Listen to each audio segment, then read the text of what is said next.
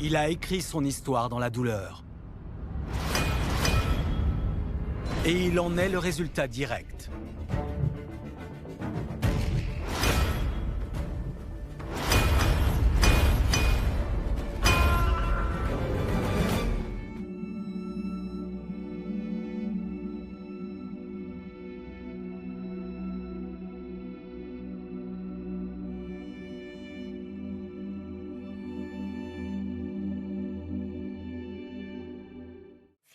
De ce Tour des Flandres, les 2 derniers monts du parcours.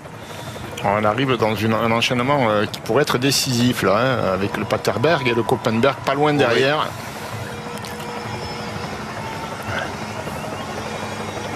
On a replacé Stéphane Kung en tout cas hein, pour la Groupama FDJ.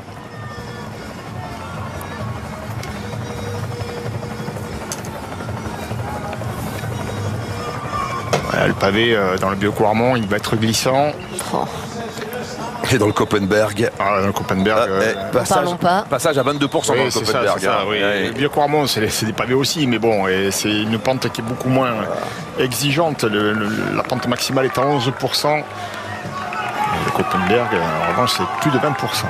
Et plus que 10 secondes d'avance hein, pour Mats Pedersen. Et Vermeersch, évidemment, derrière. Eh c'est une bataille de placement, toujours. L'enchaînement décisif de ce Tour des Flandres avec une chute à l'arrière, encore une fois, à l'arrière du groupe des favoris. Ça roule pas vite ici, là, mais bon. Oui, ça décroche. C'est Niklas Markel, l'Allemand, là, qui est tombé. Tout comme le coureur de l'équipe Flanders baloise, Lars Kraps. Et comme prévu, l'avance a fondu comme neige au soleil. Plus que 9 secondes. Il se retourne Mats Pedersen, alors que revoit la chute survenue en queue de peloton. Pedersen qui a tout fait pour anticiper et qui va se faire reprendre pratiquement au pied du Vieux-Quarmont. Ouais. Le Vieux-Quarmont, c'est justement là qu'il avait attaqué Pedersen l'an dernier, lors du 2e passage du Vieux-Quarmont. Et c'est là où il risque de se faire reprendre cette année. Van der Poel, très vigilant, avec également... Lascano qui va accélérer. Dylan Teuns qui est devant également. Avec Lascano accélère. Laurens Pitty bien placé également. L'accélération d'ailleurs Lascano. On a également Lorenz Rex, le belge de l'équipe Intermarché Gontier aux avant-postes. Regarde Lascano, on en parlait de l'espagnol de la Movistar. L'homme, l'espagnol qui aime les classiques flandriennes. Van der Poel, Laurens Pitty, Lorenz Rex. On a également... Au rupteur, hein. Frits Neyland qui est là pour l'équipe Israël Premier Tech. Il accélère Van der Poel. Et attention, Van der Poel. Alors qu'on va revenir sur 2 coureurs qui s'étaient... c'est Pedersen. Hein. C'est Pedersen et Vermeersch, bien sûr. Pedersen et Vermeersch, oui, qu'on rattrape. L'écart se fait, là, ça y est. Et Van der Poel, Loscano étonnant. Lorenz Pitty également toujours là. Mathieu Van der Poel. Et pas de Visma Isobike. Hein. Le show Van der Poel commence à 55 km de l'arrivée. C'est les dents partout derrière. Et c'est un peu Pedersen qui s'accroche. Pedersen qui s'accroche, mais il n'est pas dans la roue. Il attendait Pedersen. Il savait que ça allait revenir de toute façon. Van der Poel qui accélère à 55 km de l'arrivée. Derrière, on est au rupteur. Tout le monde est au rupteur. Tim Wellens. La course a été dure jusque-là. Donc la différence se fait rapidement. Mathieu Van der Poel qui a déjà pris 10 mètres à Oyar Loscano, Lorenz Pitty, Mats Pedersen. Je pense qu'il n'a pas l'intention d'y aller seul. Pas de suite. On verra dans le Paterberg qui va suivre directement.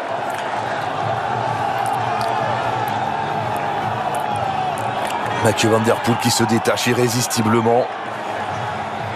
Alors quelle va être son attitude au sommet du Vieux-Quarmont? Alors attention, juste avant le sommet du Vieux-Quarmont, il y a encore un petit radar, quelques pourcentages à avaler qui font très très mal aux jambes.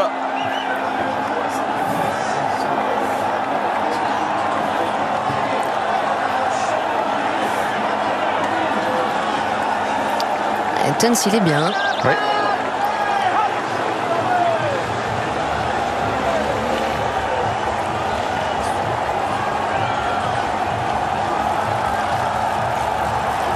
Écoutez l'ambiance, incroyable. 40 000 personnes dans le Vieux-Quarmont. Et ça revient. Loscano qui recolle à la roue de Mathieu Van der Poel. Tim Wellens également qui fait la jonction. Pedersen qui s'accroche. Quand tu reviens sur Van der Poel, c'est bon pour le moral, ça. Hein. Très fort, regarde Loscano. Et Gianni Vermeersch, un petit peu distancé, qui n'a pas pu accrocher les roues comme l'a fait Mats Pedersen. C'est dommage pour Van der Poel. Van der Poel, Lascano, Dylan Teuns qui est là également. Jorgensen qui est dans le groupe juste derrière. Avec Oliver Nassen dans la roue. Avec Valentin Madouas également dans ce groupe. Ça y est. Ça bascule. Enfin avec Mathieu Van Der Poel qui a fait le ménage, mais pas de break décisif encore, même s'il a pris quelques mètres d'avance au milieu du Vieux-Coirmont. Je pense qu'il n'a pas cherché à se débarrasser de tout le monde ici. L'important c'était de sortir en groupe de tête, de sommet de cette difficulté et que le peloton soit éparpillé. Allez, Oliver Nassen. Borovic. Bettiol. Mathieu Skella. Quentin Madouas. Lampard, Madouas. Nils Politt. Trentin. Søren Kragh Andersen, coéquipier de Van Der Poel est là. Tige Benoît. Tige Benoît est loin. Fred Wright à l'instant. Stéphane Kung arrive seulement, j'ai l'impression. Et c'est lui. Stéphane Kung qui a cédé dans le Vieux-Coirmont. On me rappelle que le Suisse est tombé il y a quelques kilomètres. Biniam Girmay qui arrivait seulement aussi.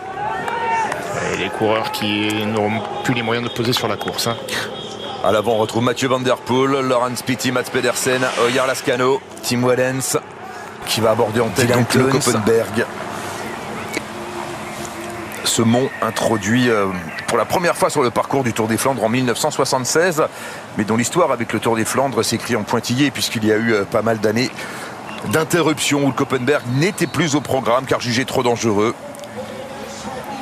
Puis il y a eu des éditions également où voilà, on jouait de stratégie dans le Koppenberg, on faisait passer les leaders devant et bien et derrière tu te mets en travers, tu tombes, j'ai déchaussé, je suis tombé, j'ai glissé, bim, la course est terminée. Au sommet, la course était pliée.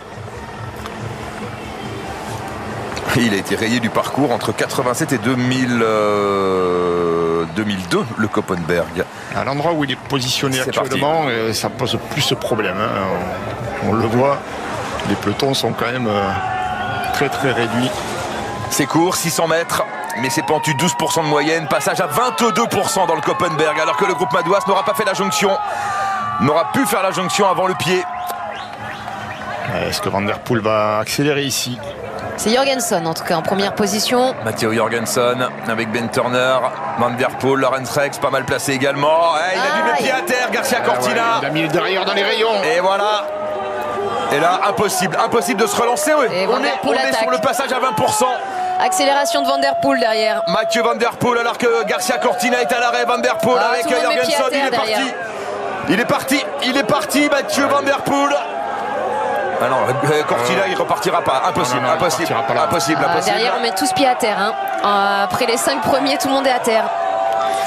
C'est un chantier. Regardez la voie arrière de Van Der Poel qui n'a plus d'adhérence. Jorgensen qui s'accroche. C'est impraticable. Le cyclocross, ça doit fortement l'aider. Évidemment. Non, tout le monde met pied à terre. Évidemment. C'est mouillé. Mats Pedersen, on s'y attendait. Impraticable. On le redoutait, le Koppenberg dans ces conditions n'est pas praticable. C'est pas possible de rouler là-dessus. Mathieu Van Der Poel, lui, s'échappe avec Jorgensen. C'est possible, Alexandre. Regardez Van Der Poel y dépasser. C'est le seul. Jorgensen aussi. Il y en a d'autres qui passent derrière, mais bon, évidemment. Moi, je vois beaucoup de monde pied à terre quand même. 3 dans le peloton. Regardez.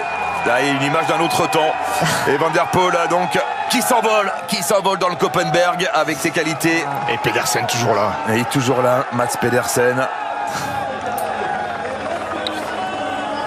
Les cyclos, ils comprendront ce que ça veut dire. Il y en a beaucoup qui montent les bosses à pied. Bien sûr, évidemment. J'imagine déjà les polémiques qui vont naître. Est-ce encore du cyclisme? Est-ce qu'il fallait passer par le Koppenberg aujourd'hui? Évidemment. En tout cas, le Koppenberg voit émerger le plus fort, le plus agile également sur un vélo. C'est Mathieu Van Der Poel qui passe en tête du Koppenberg avec une petite dizaine de secondes d'avance sur Matteo Jorgensen. Est-ce que l'Américain va pouvoir recoller? En tout cas, Jorgensen est admirable aujourd'hui encore. Derrière, il n'y a plus personne. Derrière, il peut l'attendre. Il a intérêt à l'attendre, oui. Y aller à deux, ce sera quand même. C'est la grande lessive. Regardez qui arrive, l'éternel, l'incroyable Mats Pedersen qui passe en 3e position. Alors tout à l'heure, Dylan Teuns derrière. Tout à l'heure, les dames passeront ici aussi. Oui. Et le pavé sera mouillé également. Exactement. Ça va être là aussi un moment décisif. Pedersen, Dylan Teuns, Garcia Cortina, malheureux dans l'ascension du Koppenberg. Bettiol. Lorenz Rex, Bettiol. Tim Wellens, Ben Turner. Regardez les écarts. Les écarts sont énormes au sommet du Koppenberg. Évidemment, ceux qui sont montés à pied avec les cales sous les chaussures, sur le pavé mouillé, c'est un enfer, c'est une patinoire. Tige Benoît. Oui, mais est-ce que vraiment ça change la donne de la course? Certains auront perdu toute chance, c'est sûr. Mais Van Der Poel n'était-il pas simplement le plus fort? Il faut de la force pour passer sur le vélo. Et les premiers sont passés à vélo. Et puis on n'oublie pas son passé de crossman, évidemment. Et son présent même de crossman. Il n'en a pas fini, je crois, avec ce titre de champion du monde. Exactement. C'est Yves Lampart. Yves Lampart qui passe au sommet du Koppenberg également. Hülkenberg.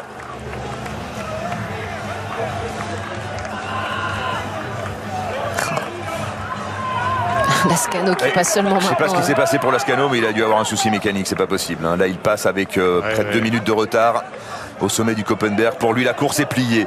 Est-ce que Mathieu Van Der Poel a attendu Matteo Jorgensen? Il est là, Mathieu Van Der Poel en tête avec Matteo Jorgensen à moins de 10 secondes, 8 secondes exactement. Mats Pedersen pointé à plus de 30 secondes. On en a fini avec le Koppenberg. Le prochain mont, c'est le Steenbeke-Dries, le 13e des 17 monts au programme aujourd'hui. On va faire un point comme promis avec le Tour des Flandres femmes. Le départ a été donné à 13h25 d'Audenard.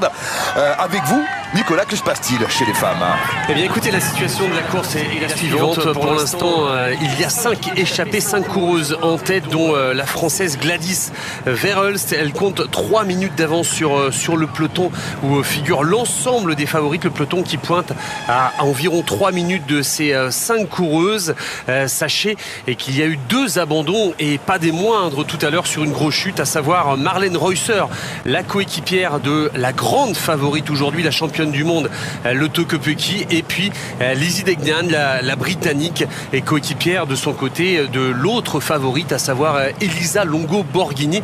Et voilà, c'est pas, on va pas vous donner plus de suspense. Les femmes qui ont exactement les mêmes conditions, des conditions aussi épouvantables que les messieurs. Vous parliez de spécialistes de cyclocross. Et bien sachez que Van Empel est championne du monde de cyclocross. On a également Puck Peters. Donc peut-être qu'il faudra surveiller du côté de ces 2 coureuses tout à l'heure, puisque les femmes, vous l'avez dit Laurent, passeront par le Koppenberg.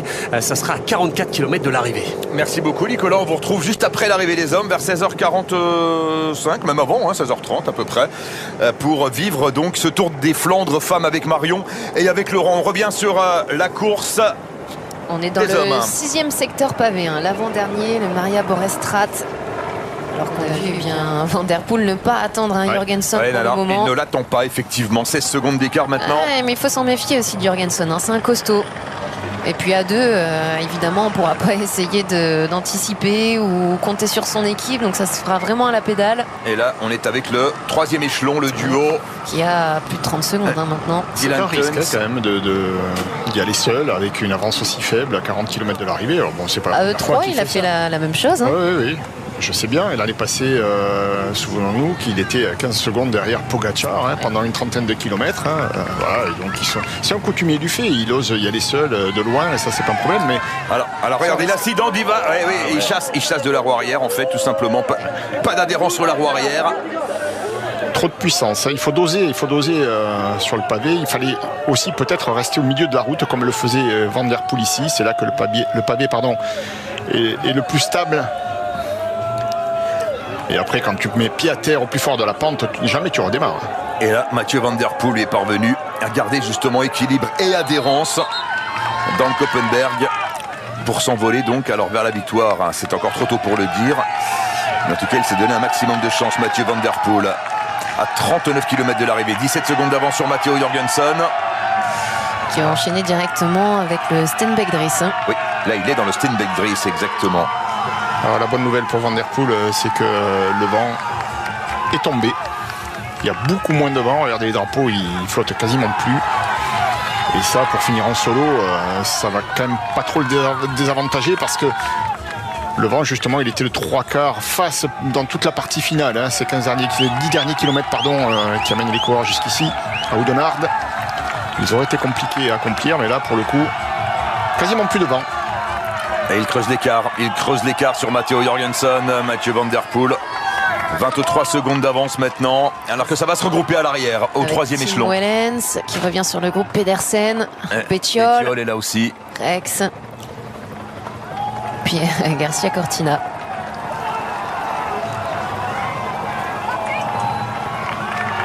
Et voici Lorenz Rex. D'ailleurs, les téléspectateurs de France 3 l'adorent, Rex. Et il est là, en dernière position de ce groupe, avec Alberto Bettiol, Ivan Garcia Cortina. Extrêmement malheureux dans l'ascension du Koppenberg. Tim Wellens.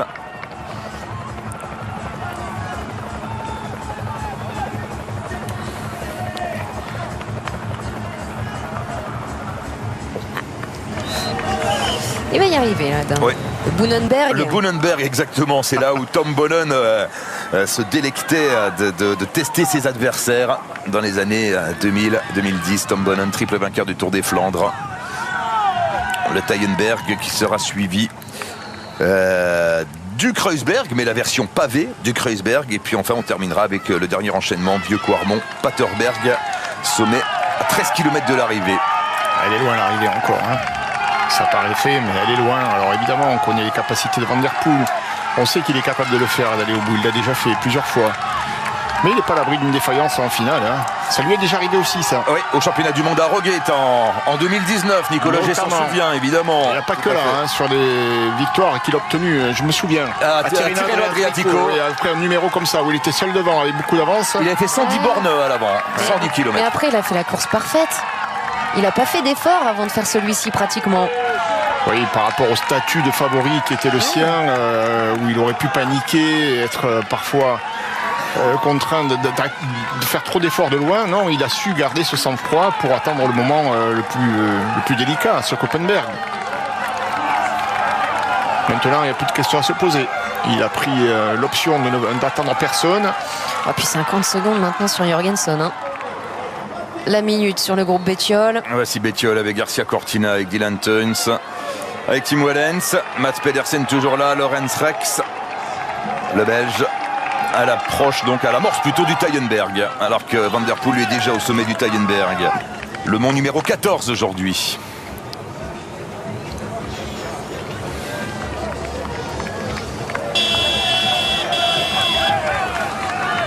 Puis la formation, hein, toute sa formation qui n'a jamais paniqué.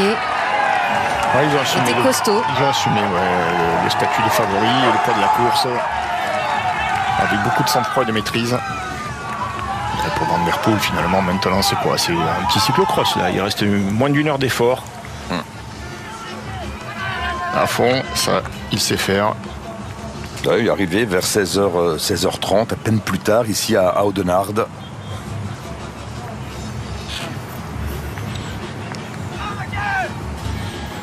Ah, quel était le dernier champion du monde à s'être imposé? Peter Sagan, 2016. Sagan. Ouais. C'est pas si vieux. Peter Sagan, en 2016. Pedersen, les jambes sont lourdes. Et Jorgensen qui va se faire reprendre par Bettiol. Par Dylan Teuns. Tim Wellens, toujours dans ce groupe. Ivan Garcia Cortina qui s'accroche, qui a perdu quelques mètres, qui va faire la jonction. Pedersen qui lâche jamais rien. On souhaite prévenir une défaillance éventuelle dans le final. Une hypoglycémie ou une déshydratation. Mais enfin, pour la déshydratation, ça, j'y crois pas trop. On va aller chercher sur la droite. Et ce sera le Kreuzberg. Ça revient, exactement. Allez, c'est parti pour le Kreuzberg. Ouais, donc toutes ces parties techniques, son bagage cyclocrossman ici lui est très favorable. Là où les autres vont prendre le virage avec une énorme précaution, lui il passe comme si c'était sec. Et ça fait de suite 2-3 secondes de plus d'avance sur le reste de la troupe. Le plus fort physiquement, mais techniquement peut-être aussi aujourd'hui.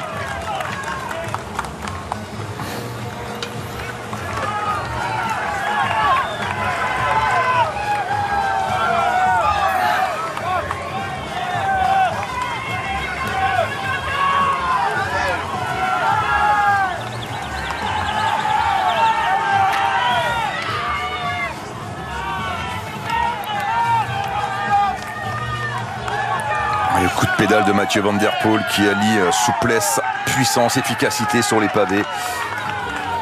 Et il sera évidemment l'immense favori de Paris-Roubaix dimanche prochain, Mathieu Van der Poel, dont il est le tenant du titre d'ailleurs. Les pavés du Kreuzberg sous les roues de Mathieu Van der Poel à 29 km de l'arrivée. Il doit en rêver de faire le doublé, Flandre-Roubaix. Oui.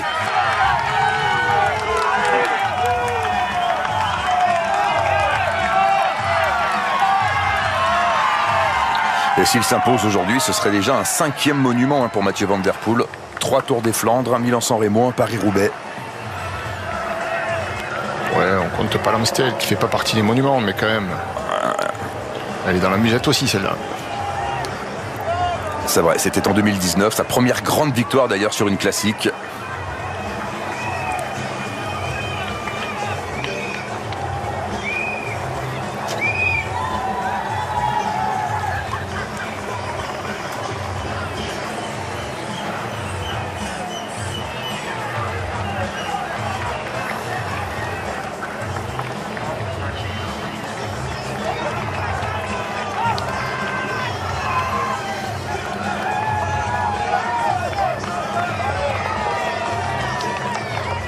Le groupe de poursuivants qui entame à son tour la partie pavée du Kreuzberg, mais avec un retard d'1 minute 40 sur Mathieu Van Der Poel. Dylan Teuns qui amène ce groupe. Impressionnant Dylan Teuns aujourd'hui, très assonnaise. Alberto Bettiol, Ivan Garcia Cortina, Tim Wellens, Lorenz Rex, Matteo Jorgensen et Mats Pedersen.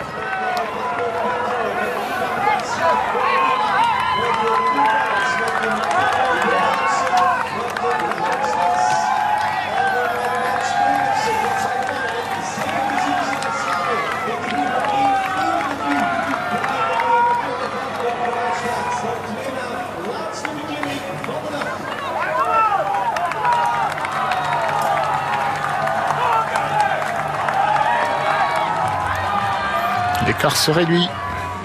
Une trentaine de secondes avec le groupe de poursuivants. Dans lequel il y a Valentin Madouas, on le rappelle. Michael Matthews toujours là. Voici ce petit groupe. D'ailleurs, on arrête les voitures intercalées des directions sportives pour ne pas favoriser le retour de ces hommes, justement.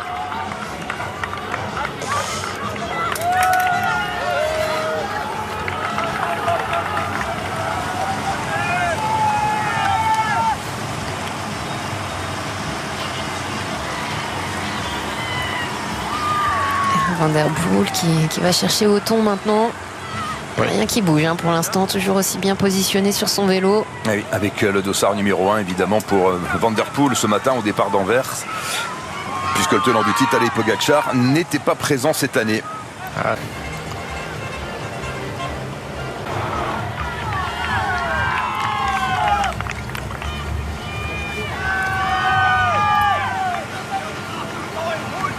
Une minute 40, l'avance de Mathieu Van Der Poel à l'approche du vieux Couarmont, 3e et dernier passage dans le vieux Couarmont. Les deux hommes en contre-attaque, Dylan Teuns et Alberto Bettiol à 1 minute 41.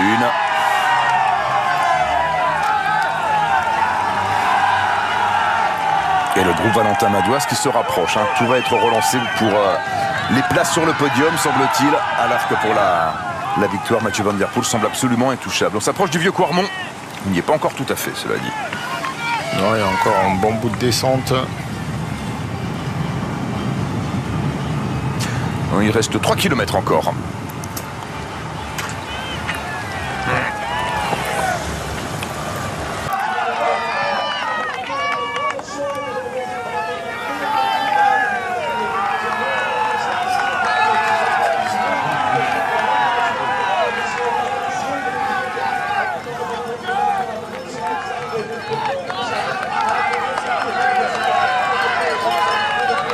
La frontière avec les pavés, elle est là pour Mathieu Van Der Poel, mais ça ne va pas l'embêter plus que ça, bien évidemment. C'est parti.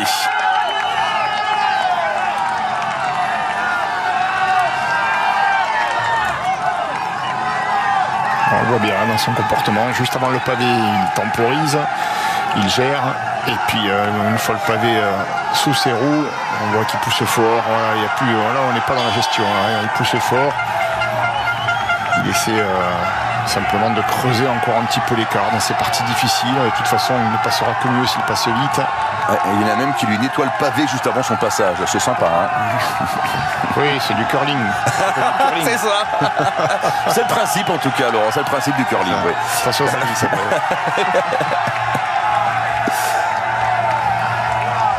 Quelle ambiance. 40 000 spectateurs dans le vieux Couarmont.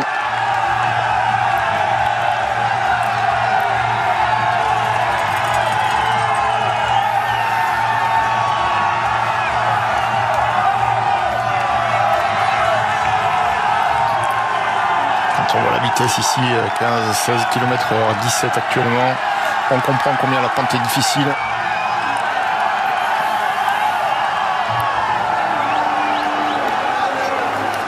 Allez, il en termine pratiquement avec la partie la plus pentue. Il reste un bon kilomètre à parcourir encore sur ce Vieux-Quarmont.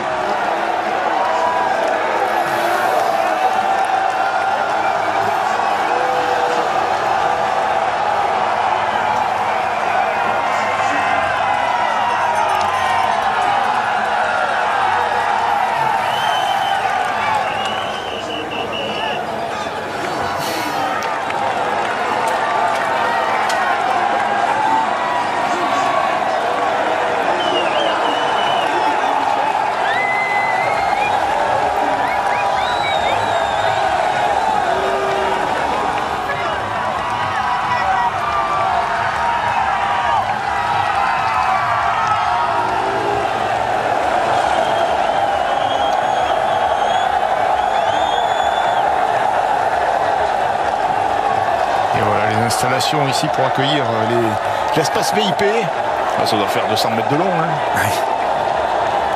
Peut-être même 300. Les places sont chères ici, au propre comme au figuré. Oui, c'est ça. Et, je ne connais pas les tarifs, mais oui, ça... On vous a laissé profiter au maximum de l'ambiance dans ce Vieux-Quarmont avec le passage de Mathieu Van Der Poel. Et ça continue, écoutez.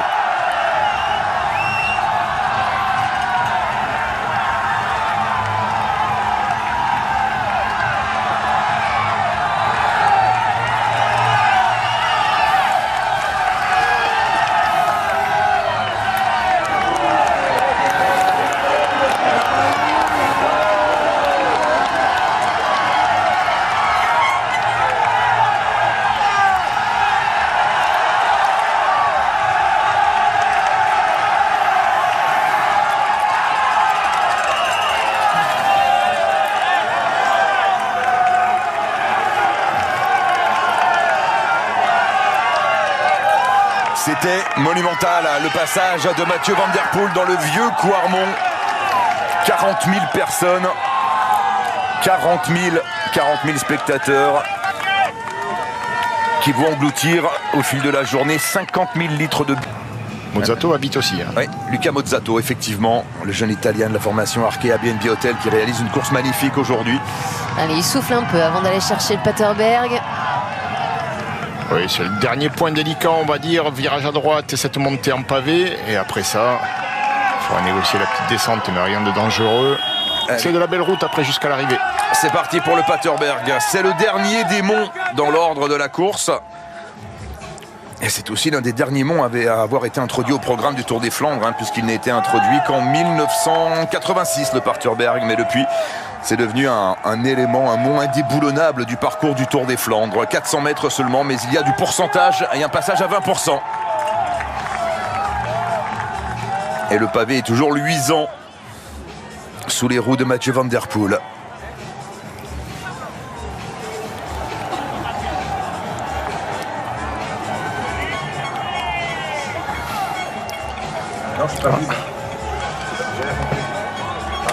Il semble là, il a fait une petite erreur technique, un petit hochement de la tête. C'est un perfectionniste, Van Der Poel, voilà. Essaye de prendre la petite rigole.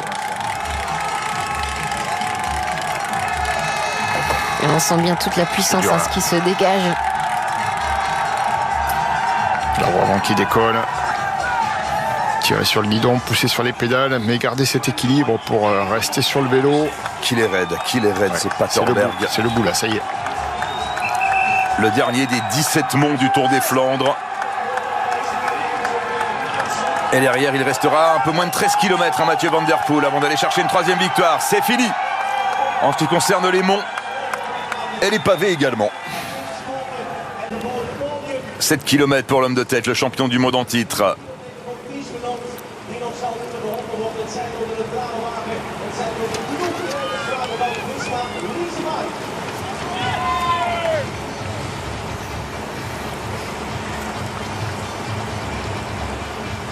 Mathieu Van Der Poel. Qui aura fait 45 km, seul en tête. Il est parti dans le Koppenberg, on le rappelle.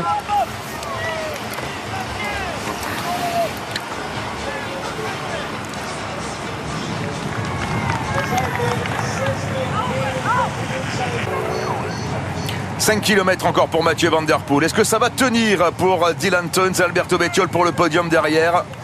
Pas sûr, parce qu'il y a 4 coureurs du AE Team Emirates dans le 3e échelon.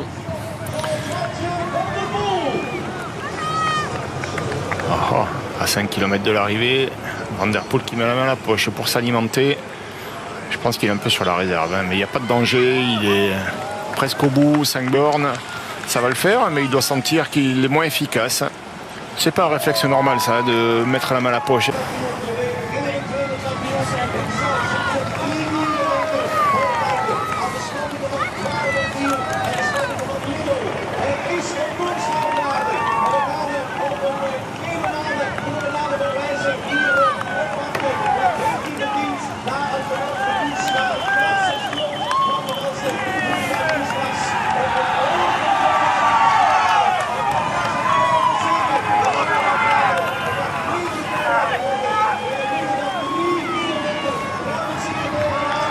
Chapeau, parce que quand même, oser attaquer de loin, je dirais qu'il avait la force pour le faire, mais oser attaquer de loin quand on est le grandissime favori, il faut quand même tenir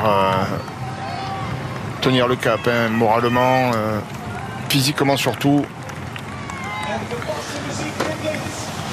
Chapeau, Van Der Poel qui a osé gagner, il le voulait, mais il le fait avec la manière. Encore une fois. Oui, 2 km. Oui, c'est vrai que ces victoires sont souvent teintées de panache, hein, voire de folie parfois même. On l'a vu gagner des courses en partant à plus de 50 km de l'arrivée. Aujourd'hui, c'était 45.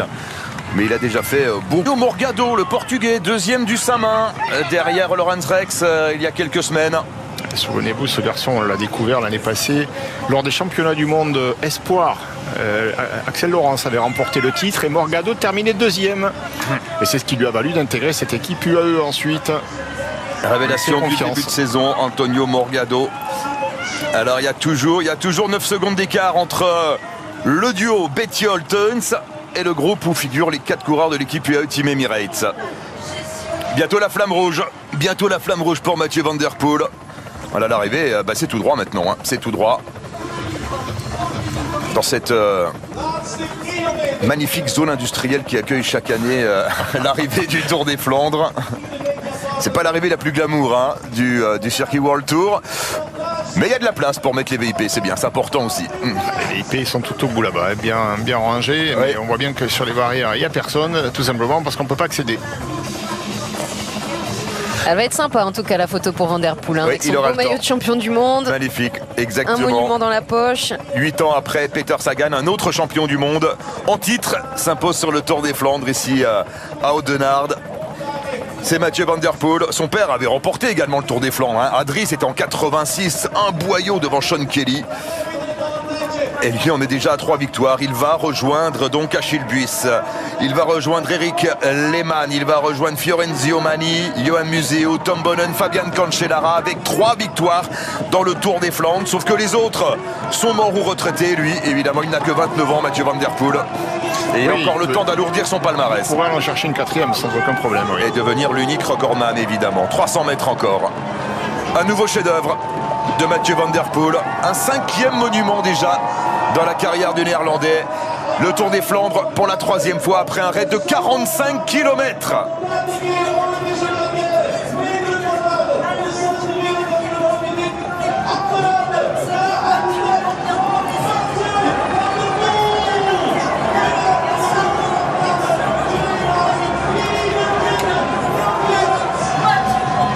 Comme il le fait en cyclocross. Comme au cross. Mathieu Van Der Poel, vainqueur du Tour des Flandres. C'était immense aujourd'hui encore. Et dans quelques instants, la lutte pour la 2e et la 3e place avec Dylan Teuns et Alberto Bettiol qui ont toujours un souffle d'avance sur le groupe Michael Matthews, sur le groupe où figure également Antonio Morgado. Et ils seront bientôt là, hein. Ce serait bien de s'intéresser au sprint pour la 2e place. Quand même, il y en a d'autres, hein, en course. Hein. Ça nous rappelle également les images pour la 2e place. Les images de Philippe Gilbert lors du triomphe du Belge en 2017.